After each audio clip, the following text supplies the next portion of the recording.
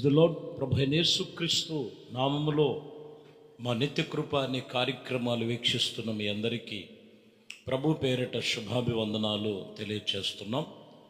దేవుని మహాకృపను బట్టి మరి దేవుడిచ్చినటువంటి సమయంలోనికి మనము వాక్యాన్ని జాగ్రత్తగా మనము విందాము. జకరియా గ్రంథము 9వ అధ్యాయము 13వ వచనాన్ని లేఖనములు మనము ధ్యానించుకొనొచ్చు. యోధా వారిని నాకు విల్లుగాను వంచి ఉన్నాను, ఎఫ్రాయిము వారిని బాణములుగా చేసి ఉన్నాను. సియోనులో నీ కుమారులను రేపుచున్నాను. ఇక్కడ దేవుడు మాటలు ఈ పూట సియోనులో నీ కుమారులను రేపుచున్నాను. ఎఫ్రాయిము వారిని ఒక బాణములు వంటి వారుగా, యోధా వారిని ఒక బాణములు అక్కడ విల్లుగాను వారిని వంచినట్లుగా రాయబడుతూ నా కుమారులను నేను రేపుచున్నాను. ఈరోజు దేవుడు ప్రతి ఒక్కరిని రేపుచున్నాడు. దీనికి ఆయన పరలోక రాజ్య వారసులుగాను రక్షణానందము కలిగి దైవిక సంబంధమైనటువంటి ఆత్మ సంబంధమైన సహవాసము కలిగి ఉండటానికి ఆయన వారిని రేపుచున్నాడు. ఆయన కుమారులను, నా కుమారులను రేపుచున్నాను. కీర్తన గ్రంథములో కొన్ని వ్యతిరేకమైన పదాలు మనకు కనపడతాయి. 2వ అధ్యాయం 1వ వచనములో మనం చూస్తే అన్ని జనులు ఏల అల్లర్లు రేపుచున్నారు, జనులలో ఏలా వ్యర్థమైన దానిని తలంచుచున్నారు. చూడండి, మనం చూస్తే లోకము అల్లర్లు రేపేటువంటి పరిస్థితులు సూచిస్తుంది. అల్లర్లు రేపేటువంటి పరిస్థితులు సూచిస్తుంది. దేవుడేమో వాక్యం చెప్తున్న మాట, నా కుమారులను నేను ఆత్మ సంబంధముగా నేను రేపుచున్నాను. లోకములో అల్లర్లకును బలహీనమైనటువంటి వాటి కోసం, వ్యర్థమైన వాటి కోసము అక్కడ రేపుతున్నట్లుగా రాయబడి ఉంది లోకములో. అందుకని ఈ సమయంలో దేవుని యొద్దకు ఎందుకు పిలుచుకుంటున్నాడంటే ఆయన కుమారులను రేపుటకు ఆత్మ సంబంధముగా. కీర్తనలో 140వ కీర్తన ఉంటుంది, 2వ వచనం చదువుతున్నాం. వారు తమ హృదయములను అపాయకరమైనటువంటి యోచనలను చేయుదురు, వారు నిత్యము యుద్ధములు రేపు జాలుచున్నారు. ఇక్కడ మనం చూస్తే వారి హృదయములో అపాయకరములు ఎంచుకొని, అపాయకరమైన వాటిని ఎంచుకొని యోచించుకొనుచు నిత్యము యుద్ధములు రేపేవారు. కొందరు అల్లర్లు రేపేవాళ్ళు ఉన్నారు, కొందరు యుద్ధములు రేపేవారు ఉన్నారు.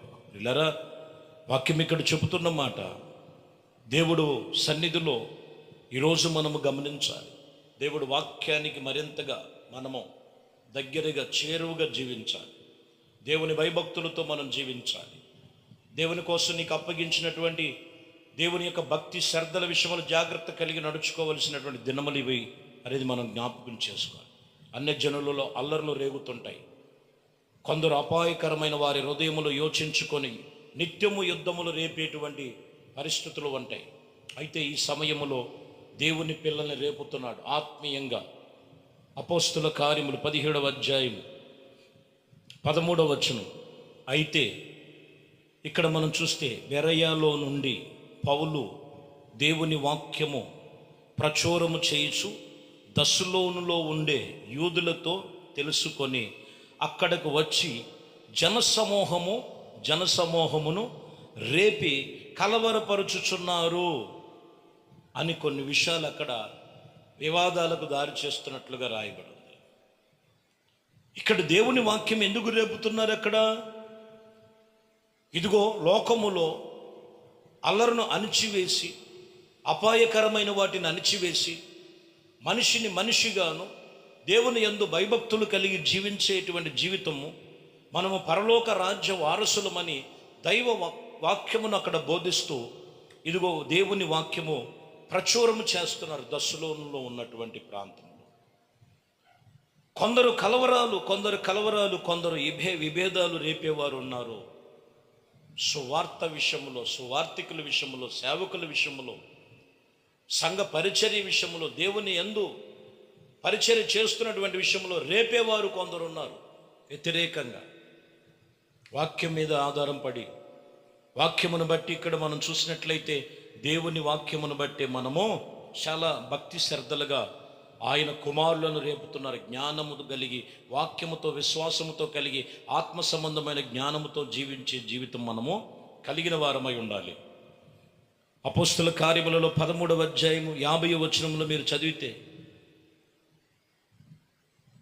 ఇక్కడ మనం చూస్తే యూదులు, భక్తి మర్యాదలు గల స్త్రీలు ఆ పట్టణంలో ప్రాముఖ్యులైనటువంటి వారిని రేపి, అక్కడ మనం గమనించినట్లయితే పౌలునకు బర్నబాకును హింస కలుగు చేసేవారు తమ ప్రాంతముల నుండి వెళ్ళగొట్టండి అని చెప్పి కొంతమందిని స్త్రీలు అక్కడ లెగిశారు. అక్కడ ఆటంకపరిచేటువంటి ఆ రోజులు ఉన్నాయి. ఈ రోజులు కూడా సువార్తకు ఆటంకపరిచేవి, ప్రార్థనకు ఆటంకపరిచేవి, దైవజనులకు ఆటంకపరిచేవి ఉన్నాయి.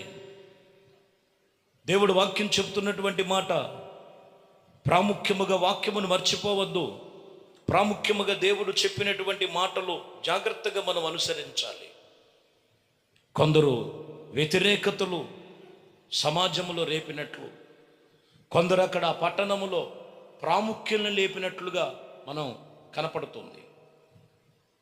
అపోస్తులలోనే 21వ అధ్యాయం 38వ వచనములో, ఈ దినమునకు మునుపు రాజద్రోహమునకు రేపి నరహంతకులు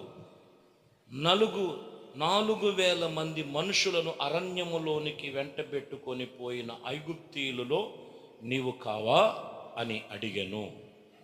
ఇక్కడ మనం గమనించినట్లయితే రాజద్రోహమునకు రేపేవారున్నారు.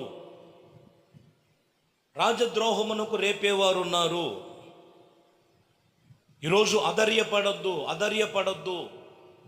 దేవుని కుమారులు లేపబడాలి. దేవుని యందు భయభక్తులు కలిగిన వారు లేపబడాలని లేఖనాలు తెలియజేస్తున్నటువంటి మాటలు మనము చాలా జాగ్రత్తగా మనం గమనించాలి. అందుకనే యాకోబు పత్రికలో 1వ అధ్యాయము 6వ వచనంలో చదివితే, అయితే అతని ఏమాత్రము సందేహింపక విశ్వాసముతో అడగవలెను. మీరు గమనించాలి, దేవుడి సన్నిధిలో మనం విశ్వాసముతో కలిగి, విశ్వాసమును మనలో ఆత్మీయతలో రేపబడాలి. కానీ ఇక్కడ సందేహించువాడిని గురించి చెప్తాడు.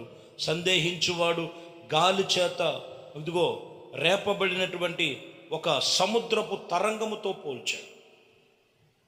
సముద్రపు తరంగము ఊరికినే లెగుస్తుంది, ఏదో పెద్ద అంత స్పీడ్గా వచ్చింది, క్షణములో లోనికి వెళ్ళిపోతుంది. విశ్వాసముతో రేపబడాలి. విశ్వాసం ఉంచిన వాడు ఆత్మీయతలో మనము సందేహించకూడదు. అడిగే విషయములు సందేహించొద్దు. దేవుడు వాక్యము చెబుతున్నటువంటి విషయములో ప్రియమైన దేవుని బిడ్డలారా, రాయబడినటువంటి మాటల ప్రకారముగా జీవము కలిగిన దేవుని సన్నిధిలో ఈరోజు మనము దేవుడు ఆయన కుమారులను రేపుతున్నట్లుగా రాయబడింది. ఆయన కుమారులను రేపేటువంటి విషయములు మనం గమనించినట్లయితే వాక్యం చెప్తున్నటువంటి మాట, ఇదిగో అన్ని విషయములలో దేవుడు నీకు తోడయుండి ఆయన కృపలో నీకు కార్యములు జరిగిస్తాడని లేఖనాలు చెప్తున్నాయి. అల్లర్లు రేపేవాళ్ళు ఉండొచ్చు, ప్రాముఖ్యులు లేపేవాళ్ళు ఉండొచ్చు, రాజ్యద్రోహం చేసేటువంటి అనుభవాలు ఇక్కడ మనకు చూపిస్తున్నాయి. దేవుడు పిల్లలు విశ్వాసము కలిగి జీవించేటువంటి జీవితమును ఇదిగో మనం ఏమాత్రము సందేహించవలసిన అవసరం లేదు. దేవుడు చెప్తున్నటువంటి మాటలు ఇవే. వాక్యం చెప్తున్న మాట 10వ అధ్యాయము ఎబ్రీలకు రాసిన పత్రిక 25వ వచనం, ఆ దినమును సమీపించుటను మీరు చూసుకొనుది, మీరు ఒకరినొకరు అలాగున ఇదిగో మీరు ప్రేమించుకొని సత్కార్యముల చేత మీరు చేస్తున్నటువంటి ప్రతి విషయములో ఒకరినొకడు పురుకొలుపుకొనవలెను. మీరు ప్రతి విషయములో కూడా జాగ్రత్తగా ఆత్మీయతలో నడుచుకోవలసిన వారమై ఉన్నామని ప్రభు చెప్తున్న మాటలు. ఆ దినములు సమీపించుచున్నటువంటి విషయములు మీరు గమనించి ఒకరినొకరు ఆత్మ సంబంధముగా వాక్యము ప్రకారముగా జీవించే విషయములో జాగ్రత్తగా అన్ని విషయాల్లో నడుచుకునే విషయములో రాయబడినటువంటి మాటలు మనకు కనపడుతున్నాయి. ఒకరినొకరు పురుకొలుపుకొని ఆత్మీయతలో మనం ప్రార్థించుకొని దేవుని కుమారులు లేపబడాలి, దేవుడి కుమారులు రేపబడాలి, విశ్వాసములో రేపబడాలి, ఒకరినొకరు పురుకొలుపుకునే విషయములో రేపబడాలి, వాక్యములో రేపబడాలి. యెషయా గ్రంథం 41వ అధ్యాయములో మీరు గమనించినట్టంటే మాటల్లో మనం గమనిస్తే, ప్రియమైన దేవుని బిడ్డలారా, దేవుడు చెబుతున్నటువంటి విషయములో ఆయన కుమారుడైన యేసుక్రీస్తును గురించి, ఈ లోకమునకు పంపబడిన ప్రభు అయిన యేసుక్రీస్తు సమస్తమును వాటిని అనగదొక్కుటకు, ప్రతి ప్రార్థనకి జవాబు ఇవ్వటానికి దేవుడు ఆయన ఈ లోకమునకు పంపబడి ఉన్నాడు. మనలో ఆత్మ సంబంధమైన వాటిని రేపబడాలి, దేవుడి సన్నిధిలో అట్టి రీతిగా నడుచుకోవాలని దేవుడు తన కుమారులను రేపెను. దేవుడు నిన్ను విశ్వాసములో, ఆత్మీయతలో, ఒక వాక్యమును బట్టి ఒకరినొకరు పురుకొలుపుకునే విషయములో, సత్కార్యము చేసుకునే విషయంలో దేవునితో నిబంధన చేసుకొని మనము ఒకరినొకరు దేవుని సన్నిధిలో నిబంధన గలవారై ఉండాలని లేఖనము సెలవిస్తూ ఈ పూట వాక్యం చెప్తున్న మాట, ఏ విషయములో లోకములో అల్లర్లు రేపే ఉన్నాయి, లోకములో వ్యతిరేకమైనటువంటి పరిస్థితులు కలిగి ఉన్నవని లేఖనాలు చెప్పకనే చెప్తున్నాయి. ఇదిగో అపాయకరమైనటువంటి ఆలోచనలు, నిత్యము యుద్ధములు రేపేవారు ఉన్నారు. కొన్ని వ్యతిరేకతలు లేపి ప్రాముఖ్యతను లేపేవారు ఉన్నారు. పరిచర్యకి, సంఘానికి, ఆత్మీయతకు ఆటంకపరిచేవి కొన్ని రేపుతున్నాయి. విశ్వాసమందు జాగ్రత్తగా, విశ్వాసమందు నిలకడగా ఉండు. దేవుడు నిన్ను ఆయన కుమారులను రేపేటువంటి ఆత్మీయతలో నిలిచేటువంటి ధన్యతలో ప్రతి ఒక్కరూ నిలిచెదరుగాక. ఆమేన్. ప్రార్థన చేద్దాం. పరిశుద్ధుడా, ప్రేమ స్వరూపి, దయగలిగిన మా ప్రభువా, మీ శ్రేష్టమైన పరిశుద్ధ నామమునకై స్తుతి స్తోత్రాలు చెల్లిస్తున్నాం. మీ కృపా దయా సంకల్పమును బట్టి ఈ ఉదయకాలము మీ సన్నిధిలో నా కుమారులను రేపుతానని, ఇదిగోనైనా యోధా వారిని ఇదిగోనైనా వంచిన ఇల్లు వలె చేసినట్లుగా, ఎఫ్రాయిము వారిని అయా బలమైన బాణముల వంటి వారిగా చేసినట్లుగా, ఆత్మీయతలో, సంఘములో, సహవాసములో, విశ్వాసములో, వాక్యములో, పరిపూర్ణమైన పరిశుద్ధతలో మీ బిడ్డలను లేపమని, లేవనెత్తమని, రేపమని, ఆత్మలు ఎక్కడ ఆరిపోకుండా దేవుని సన్నిధిలో మరింత బలముగా మీ ఆత్మ సంబంధమైన కార్యములు పొందుకునేటట్లు సహాయము చేసి మహింపరచుకోమని యేసుక్రీస్తు నామములో ప్రార్థించి వేడుకొనుచున్నాం తండ్రి. ఆమేన్. ప్రభు మిమ్మల్ని దీవించి ఆశీర్వదించునుగాక. ఆమేన్.